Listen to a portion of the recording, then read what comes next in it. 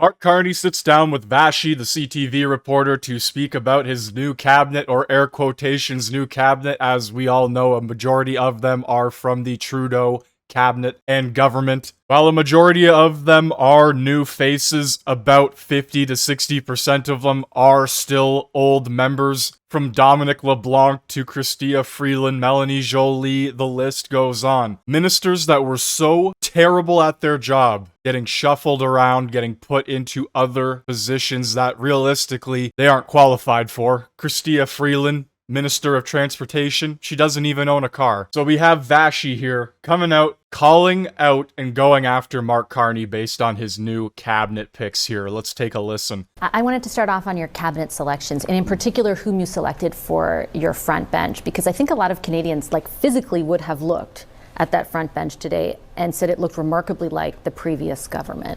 Is that not the opposite of what they elected you to do? Well, there's a number of things that are different in that front bench.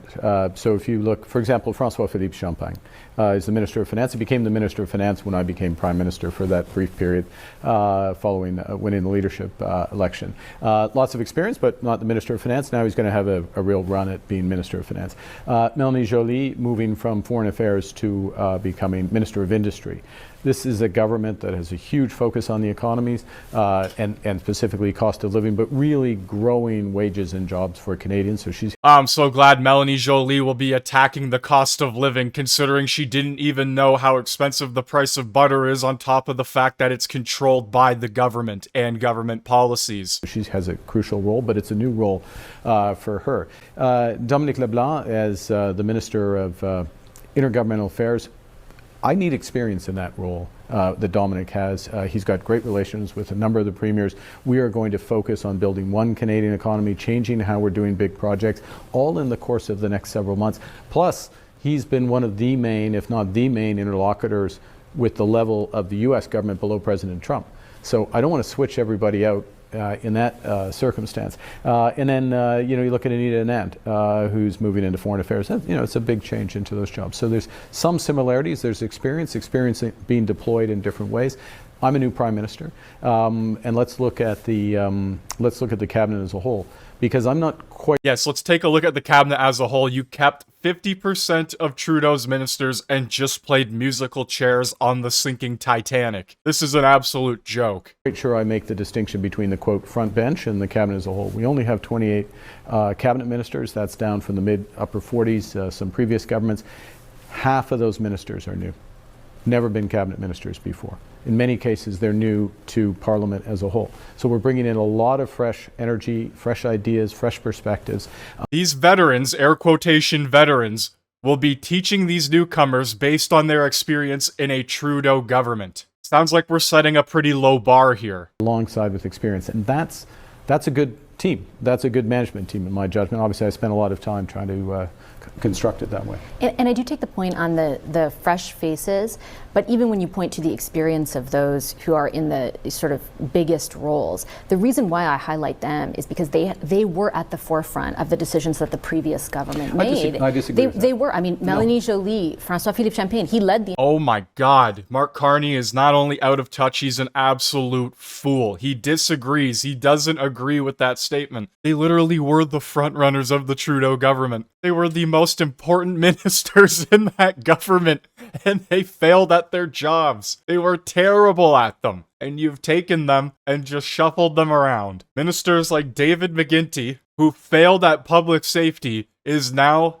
head of national security, defending the whole country. With crime shooting up to percentages we've never seen before, people are afraid to go outside. There's a point in time where people left their doors unlocked. You can't do that anymore in Canada. Public safety, absolutely out the window. Now he's running national defense. Industrial policy, now he'll be in charge of finance. Dominic LeBlanc led a lot of those files as well. We are used to hearing from them, justifying and explaining the decisions that Justin Trudeau made. Well, so now we're going to hear from them again. Well, first off, now you're hearing from me. I'm a new Prime Minister. I'm the 24th Prime Minister of Canada. I've got very clear set of objectives, which I laid out in the course of my initial government from that cabinet table. cancel the carbon tax right there. In fact, to canceled the carbon tax, yeah? Well, take a look at this. Carbon pollution pricing for industry. Canada's approach to industrial pollution pricing ensures big polluters have a strong financial incentive to reduce their carbon pollution.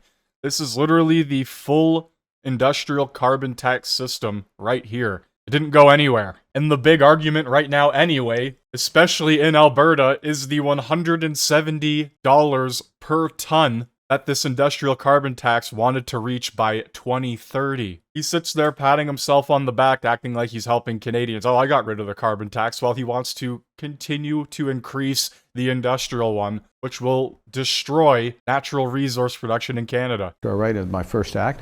But developing this focus on one Canadian economy, getting rid of internal trade barriers, will do our job by Canada Day. That means the federal government.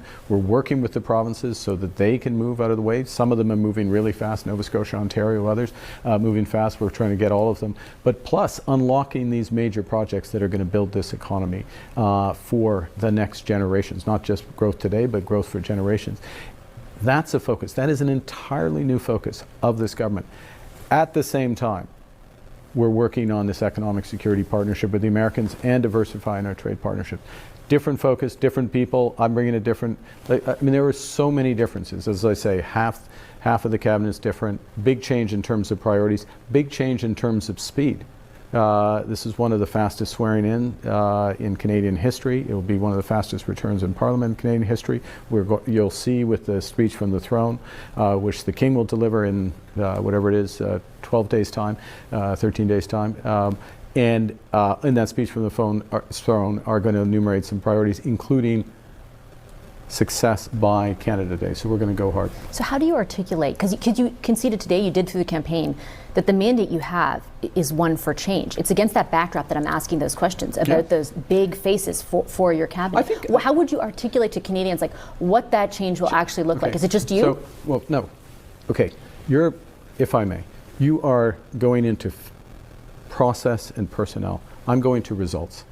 I'm talking about one Canadian economy. I'm talking about getting rid of all the federal But those personnel didn't deliver. No. Please, let me answer the question. Oh, he's getting angry now because he knows that it is the exact same ministers from the Trudeau government. You can't just swap people around from one minister position to the other and act like you have a new cabinet, especially when these are your veteran ministers of the party. These ministers have all the experience and will help to lead this government forward. Now, they're not going to do a good job at it because we saw what they've done over the past 10 years. And when things got so bad, Chrystia Freeland resigned. She jumped ship and she's back. She did such a poor job that when the ship was sinking, she jumped.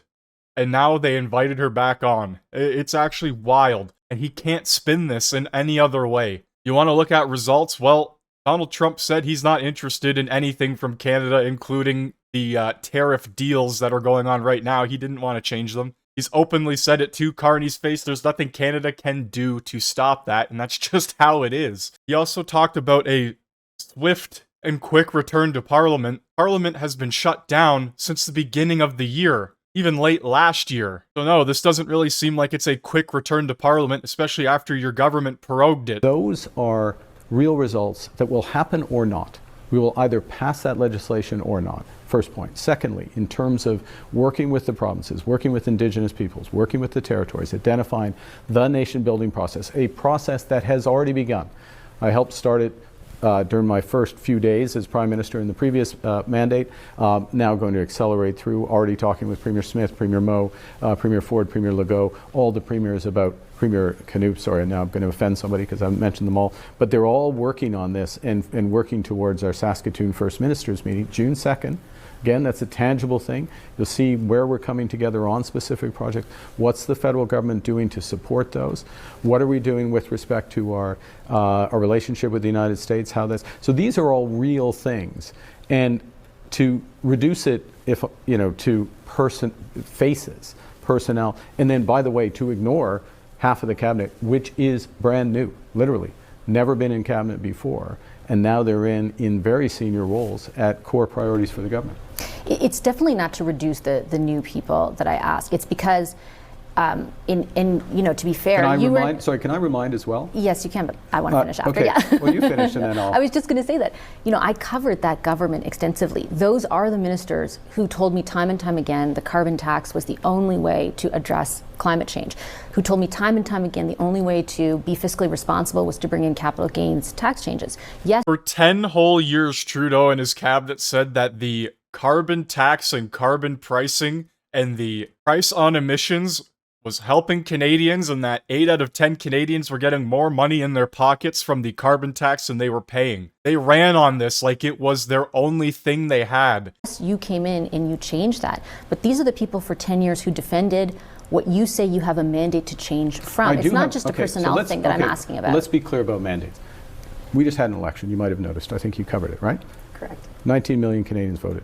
More Canadians voted for a political party, the Liberal Party, than ever before.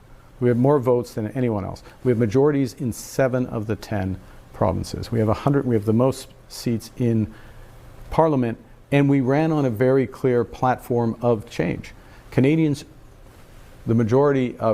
more Canadians chose that platform of change than anybody else's. So we have a clear mandate. I come and all the deputies, Liberal deputies in Parliament come with a responsibility to deliver that change. That's what, Canadians, they put their trust in us. They expect us to deliver. And I'm going to put together the cabinet, the legislative agenda, and work with the provinces, work with Indigenous peoples, work with the territories in order to deliver for Canadians. He just keeps repeating himself at this point. You can sit here and claim you want to bring change, but when 50% of your cabinet is the old government that has brought us to this point to begin with, you're not starting off in a good place. And Canadians will judge the change that they receive. That's the right thing. And I'll do what's necessary with the people I have around the table in order to deliver that. Talk about something a bit more conventional when you talk about big projects, and that is around energy. And in particular, when you said during the campaign you want to make Canada an energy superpower. Mm-hmm. Do you mean you want Canada to export more oil and gas? Well, that is an element of it, but it's not the element of it. So I brought this article up last time. Carney mentioned he wanted to make Canada a energy superpower. And in this exact same article, the promise to make Canada an energy superpower would not likely change the process for major oil and natural gas pipelines, as projects that cross provincial boundaries have always been subject to federal approval. So there are multiple elements. When you're a superpower, let's look at America. America is a superpower. It is a superpower because it has a strong economy. It is a superpower because it has a strong military. Arguably, it is also a superpower because it has soft power, has cultural, the American influence is multiple, and all of those aspects contribute to it. So when I talk about being an energy superpower, I always say in both clean and conventional energies. So what does that mean? Yes, it does mean oil and gas. It means using our oil and gas here in Canada to displace imports wherever possible, particularly from the United States. It makes no sense to be sending that money south of the border or across the ocean. But yes, it also means more exports, without question. But it doesn't stop there. That in and of itself doesn't make us an energy superpower. We can be an energy superpower, and we have all the components in nuclear, in hydro, in potentially in carbon capture and storage, which is going to be one of the determinants of of competitiveness and productivity in a number of sectors. So what are we doing to build out all those aspects in our economy?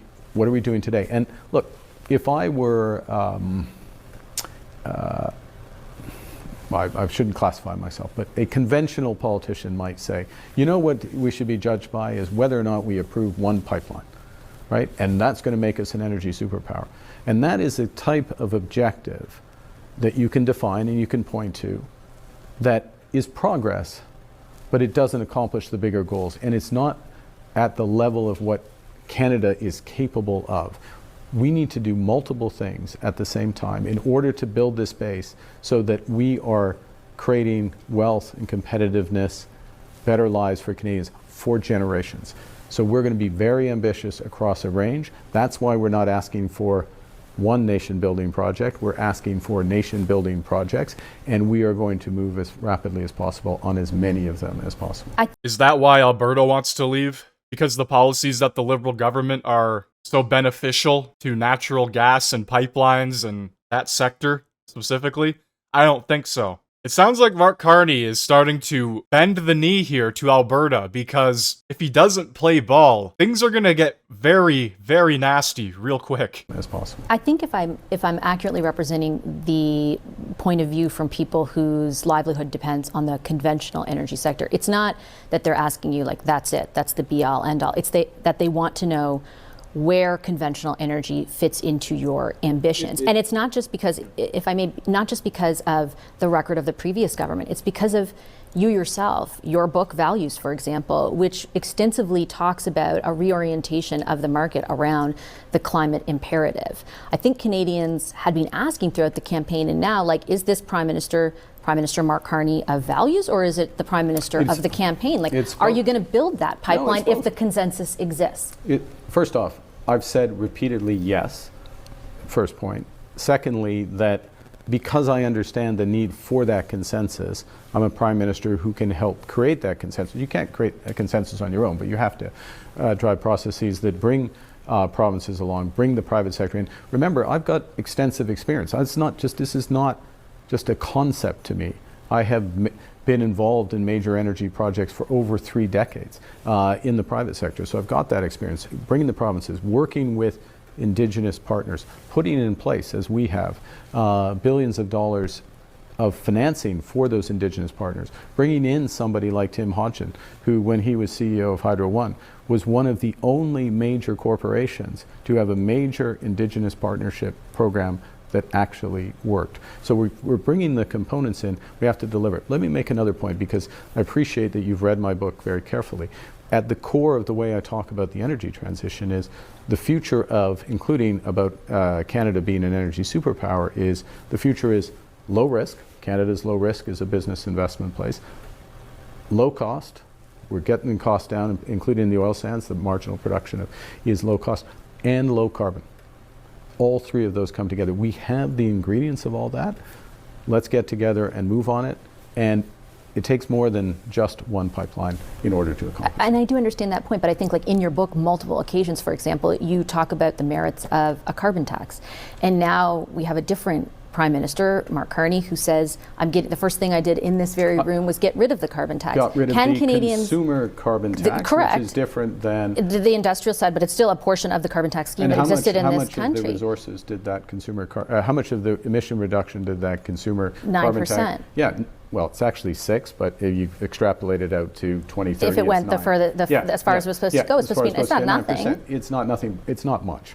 It's not much, and we can. It's not much. Then why did the previous administration, the previous administration, hammered this home like it was their day job? You can't make this stuff up, guys. If it was simply nothing, then every dollar taxpayers paid towards this carbon pricing system, I think, should be returned directly to the taxpayer. If it was just a big nothing burger for nearly 10 years to pay this carbon pricing system. I mean, come on now. If we really want to dive into this, our country is already at one of the lowest percentages for emissions possible. How much lower could it actually go? Do much better with different approaches, including collaborative approaches, which is what I'm looking to do.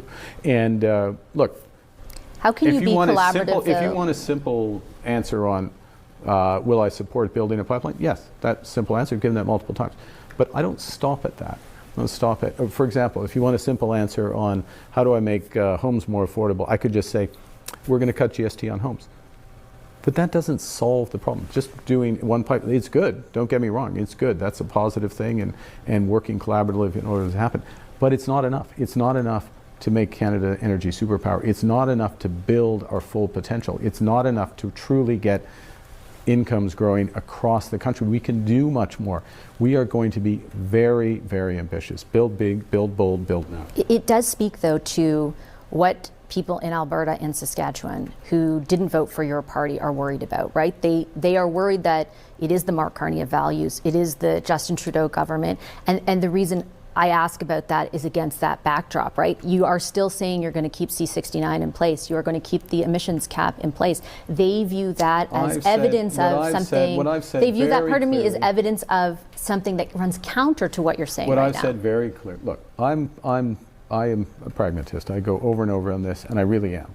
I'm interested in results. So the point of building a pipeline, the point of building out carbon capture is to get the results, to get those barrels to the market, to get carbon down. You can do both. We have the capability to do more. And we have the capabilities financially, from a technological perspective, in terms of the companies. Federal government can play a role. The province of Alberta, obviously other provinces, Indigenous people have to come along for almost all of these projects in order for them to actually work. And what I'm putting on the table is, okay, let's go. Let's not talk about this. Let's roll up our sleeves. Let's focus in on specific projects and let's work on them together. Now, very constructive, sorry if I may, constructive conversations with Premier Moe in this vein, also with Premier Smith in this vein.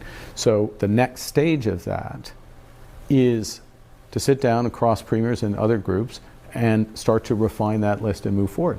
And we will change things at the federal level that need to be changed in order for projects to move forward. Does that include C-69 or the emissions cap? It could include both. Absolutely could include. Does that include removing ministers from your cabinet that are part of an old government that doesn't agree with anything you are currently saying you are going to do? I find it so hard to believe that he's going to go out of his way to do all these things when the Liberal government for the past 10 years has ran against all of this. Regardless of new members or not, I just don't believe it for a second. On top of the fact that the Bloc Québécois does not want any pipelines. The NDP, I know they're a fraction, literal fraction of their party now, but they don't want any pipelines either. But I'm not going to do it conceptually. I'm going to do it on specifics.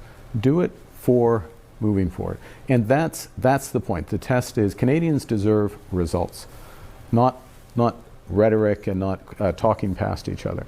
And one of the things that I feel very strongly about and understand, I think from both being in the private sector and working across government over the years, is you can't get results unless you work across partners. So it's the federal government, it's the provinces, it's the companies, it's Indigenous peoples. You can't get result if you just say, we're not going to have environmental assessment. The Harper government tried that approach, effectively tried that approach. It doesn't work. You get tied up in court. So what you have to do is to work together for an efficient and effective environmental assessment process. What we have clearly signaled, and we've been absolutely clear, I've been very clear about this, is we will rely on provincial environmental assessments as appropriate. That is a huge shift in approach that potentially unlocks a series of projects. You have to do other things at the same time. Again, roll up our sleeves, sit down, map out what needs to be done. We've got the team here, and we have the will to do it. I'm already getting the wrap sign, and I apologize. I know your time is very limited. I wonder if I could ask very briefly on how Parliament will work on what you just mentioned. Have you spoken to Pierre Poilievre about seeking support from the Conservatives in advancing parts of that agenda? Mr. Poilievre and I spoke after the election, immediately after the election. He congratulated me, and I signaled to him that if he was, as he is, seeking a by-election, I would call it as soon as I'm allowed to do that. So that's the conversation that we've had. He's not the leader of the opposition, as you know, at the moment, so any conversations, obviously, at least in the near term, would be with Mr. Scheer. Have you explicitly had any conversations with anyone from any party about crossing over to help form a majority? No. When you called Donald Trump transformative, did you mean transformative in a good or bad way? Yin and yang. There's both. There's both? Guys, this is exactly why I don't believe the Liberal Party for a second. They ran on Donald Trump bad. Donald Trump is going to destroy Canada, take away our sovereignty. The United States is our number one villain, the number one bad guy we need to deal with right now. And then he just comes out and says, oh, he's like a yin and yang. A bit of good, a bit of bad. Well, guys, I personally don't have any issues with Donald Trump, but this party literally ran on negotiating with him, standing up to him, having a backbone to fight Donald Trump, and within a week and a half, Carney has already folded like a house of cards. I want to know what you guys think down in the comments section below. Hit that like button, hit that sub button if you're new, and I will see you in the next one. Thanks for watching.